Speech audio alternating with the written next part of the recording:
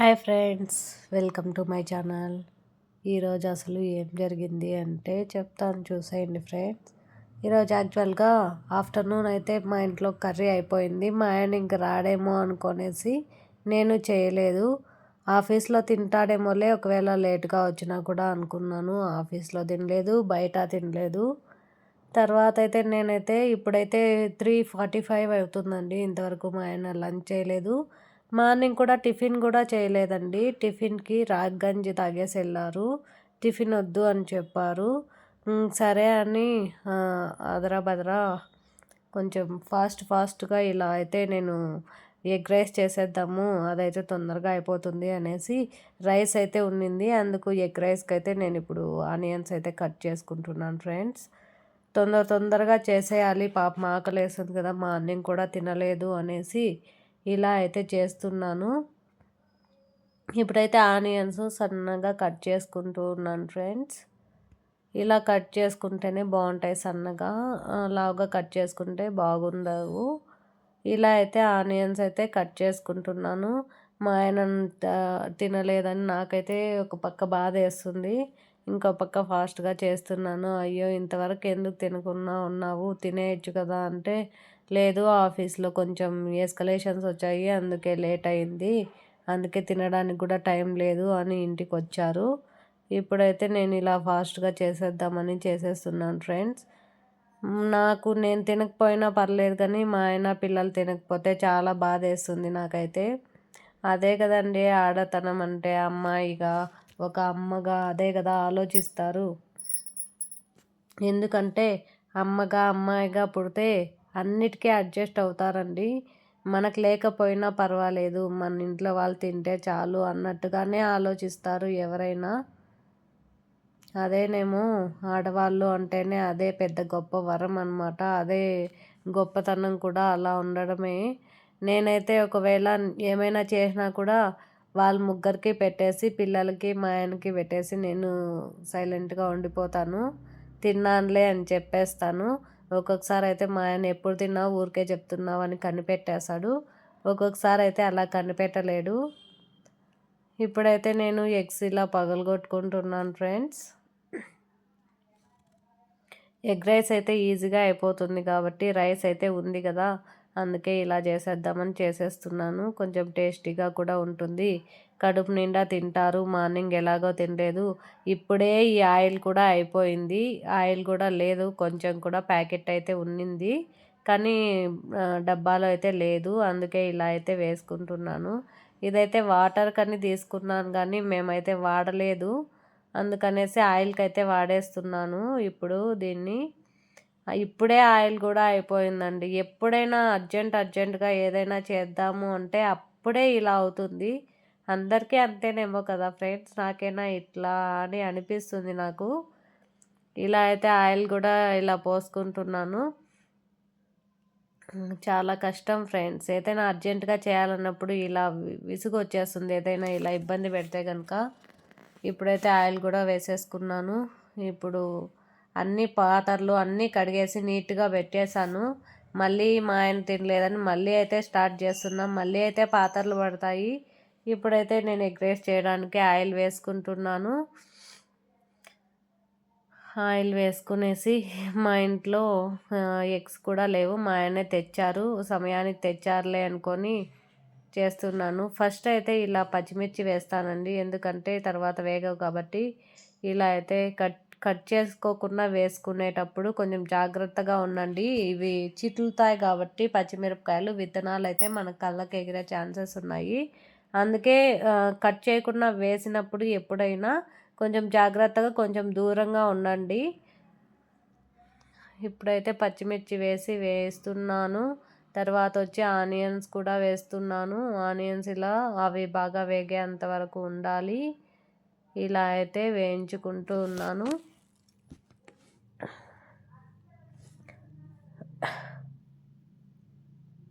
ఇలా అయితే బాగా వేయించుకోవాలి ఫ్రెండ్స్, అప్పుడే టేస్ట్ బాగా ఉంటుంది.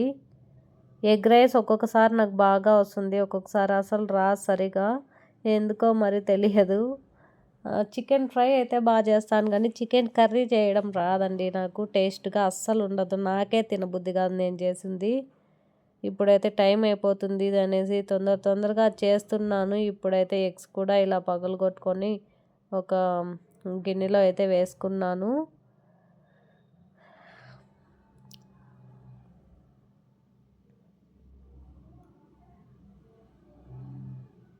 ఇప్పుడైతే సాల్ట్ కూడా ఇందులో వేసేసుకున్నాను. సాల్ట్ వేసుకుంటే కొంచెం తొందరగా వేగుతాయి అనేసి ఎంత తొందరగా చేద్దామంటే అంత లేట్ అవుతుంది. ఇప్పుడైతే ఎగ్స్ కూడా వేసుకునేస్తున్నాను. నేను 2 ఎగ్స్ వేసాను అంతే. దీంట్లోనే కొద్దిగా పసుపు వేసుకున్నాను. పసుపు వేసుకొని ఇప్పుడు ఇవి కూడా వేయించుకుంటున్నాను. బాగా వేగితేనే ఇది ఎగ్గు, లేకపోతే అది స్మెల్ వస్తుంది, నీచు వాసన, అస్సలు తినలేం మళ్ళీ.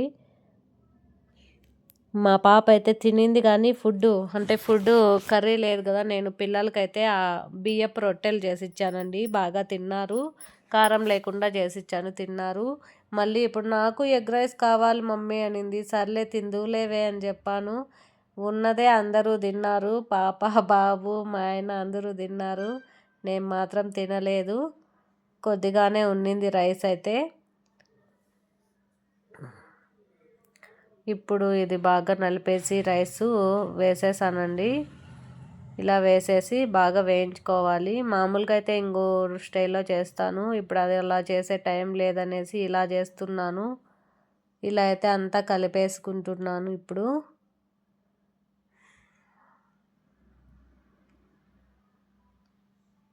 ఇలా అయితే బాగా కలిపేసుకుంటేనే, లేకపోతే చూడడానికి బాగుండదు, తినడానికి బాగుండదు. చూడండి ఇలా అయితే ఎగ్ రైస్ అయితే చేసుకున్నాను. తర్వాత ఫైనల్గా సోయా సాసు, చిల్లీ సాసు కొంచెం వేసుకున్నాను. ఇప్పుడు మళ్ళీ కలిపేసుకుంటున్నాను. ఇప్పుడైతే ఆల్మోస్ట్ ఎగ్ రైస్ అయితే అయిపోయిందండి. నాకు ఎగ్ ఫ్రైడ్ రైస్ అంటే చాలా ఇష్టం ఫ్రెండ్స్. తినడానికి చాలా కమ్మగా ఉంటుంది కదా. ఇప్పుడు ఫైనల్గా కొత్తిమీర అయితే వేసుకుంటున్నాను.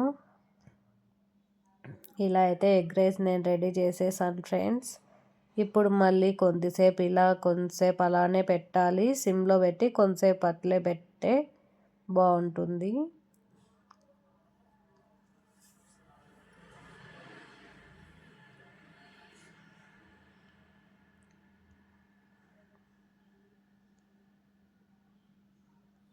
ఇప్పుడు ఇలా అయితే రెడీ అయిపోయింది. ఇప్పుడు మా ఆయనకైతే ప్లేట్లో పెడుతున్నాను. మా ఆయన ఇప్పుడన్నా తొందరగా తింటాడా అనుకుంటే ఇప్పుడు కూడా తినడు. ఆఫీస్ ల్యాప్టాప్ చూసుకుంటూ ఉన్నాడు. ఎందుకంటే ఆఫీస్ వర్క్ అంటే అలానే ఉంటుంది. మరి ఒకరు చెప్పినట్లు చేయాలంటే అట్లానే ఉంటుంది. మన చేతిలోదైతే మనం ఎప్పుడైనా చేసుకోవచ్చు. ఒకరి కింద ఆధారపడడం అంటే అంతే కదండి. వాళ్ళు ఏమైనా అంటారేమో అని. ఇప్పుడైతే పాత్రలన్నీ కడిగేశాను. ఇప్పుడు మళ్ళీ ఇలా అయితే ఉంది. చూడండి ఇప్పుడు మళ్ళీ పాత్రలు పడ్డాయి. ఇప్పుడైతే సోయా సాసు, చిల్లీ సాసు వాటికి మూతలేసి మళ్ళీ ఫ్రిడ్జ్లో పెట్టేస్తున్నాను. మళ్ళీ ఇంకొకసారి వాడుకోవాలంటే ఉండాలి కదండి. అందుకనేసి ఫ్రిడ్జ్లో అయితే పెట్టేస్తున్నాను.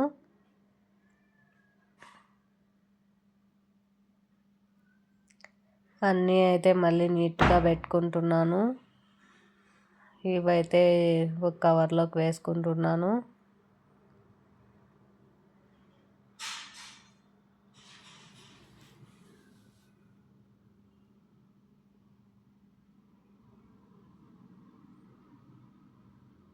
ఇప్పుడు పాత్రలన్నీ షింక్లోకి వేస్తున్నానండి. మళ్ళీ పాత్రలు పడ్డాయి కదా, అన్నీ షింక్లోకి వేసుకుంటున్నాను. మళ్ళీ కడగాలి. ఇందాకే కడిగినాను. ఇప్పుడైతే గ్యాస్ స్టవ్ కూడా నీట్గా క్లీన్ చేసేసినాను. మళ్ళీ చేయాల్సి వస్తుంది. ఇప్పుడు మళ్ళీ అయింది కాబట్టి ఇప్పుడైతే ఇలా స్టవ్ కూడా క్లీన్ చేసేస్తున్నాను.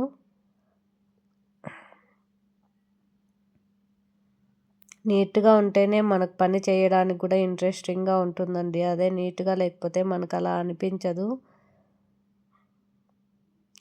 ఇప్పుడైతే ఇలా నీట్గా అంతా చేసేస్తున్నాను. బండ కూడా నీట్గా తుడిచేస్తున్నాను.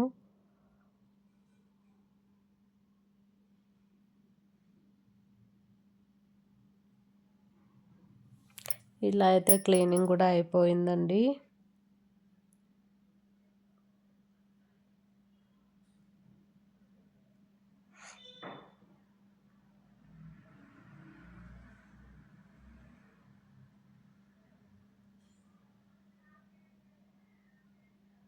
ఇప్పుడైతే ఈ పాత్రలు కూడా కడిగేద్దాం అనేసి కడిగేస్తున్నాను.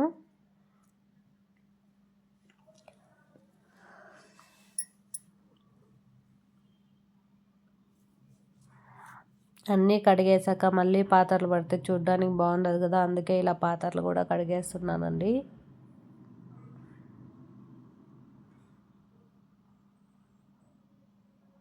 పని అయిపోతే ప్రశాంతంగా ఉంటుంది, లేదంటే పని ఉందనే అనిపిస్తుంది మనసుకి. పడుకోవాలన్నా పడుకోలేము అసలు.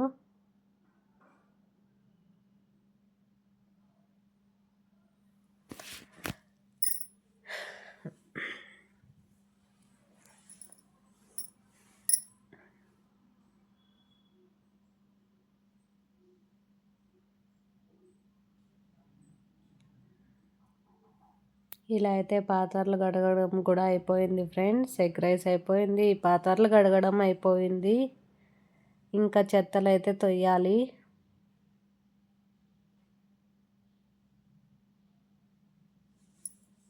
ఇప్పుడైతే ఇంకా షింక్ కూడా క్లీన్ చేసుకోవాలి కదా. షింకు ఎన్నిసార్లు క్లీన్ చేయాలంటే అన్నిసార్లు క్లీన్ చేయాలి. పాత్రలు కడిగినప్పుడల్లా క్లీన్ చేయాలి. ఒక్కొక్కసారి ఏందిరా స్వామి ఈ పనులు అనిపిస్తుంది. అనిపించినా తప్పదు, చేయాలి కదా. ఇప్పుడైతే షింక్ కూడా క్లీన్ చేసేస్తున్నాను.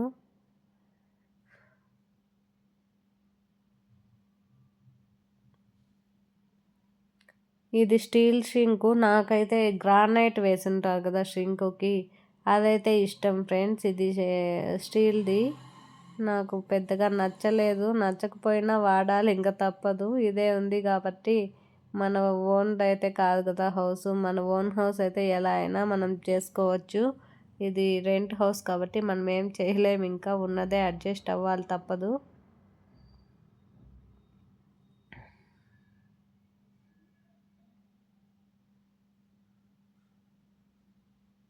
ఇలా షింక్ కూడా క్లీన్ చేసేస్తున్నాను. ఇప్పుడైతే చెత్త దోస్తున్నాను ఫ్రెండ్స్. మా పిల్లలు ఎక్కడివక్కడ పడేసి ఉంటారు, అవన్నీ ఎత్తుకుంటా చెత్త అయితే ఊడ్చుతున్నాను.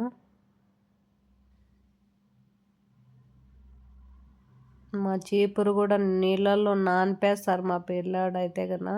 ఎక్కడికంటే అక్కడ ఎత్తుకోవి గలీజ్ అంతా చేసేస్తాడు.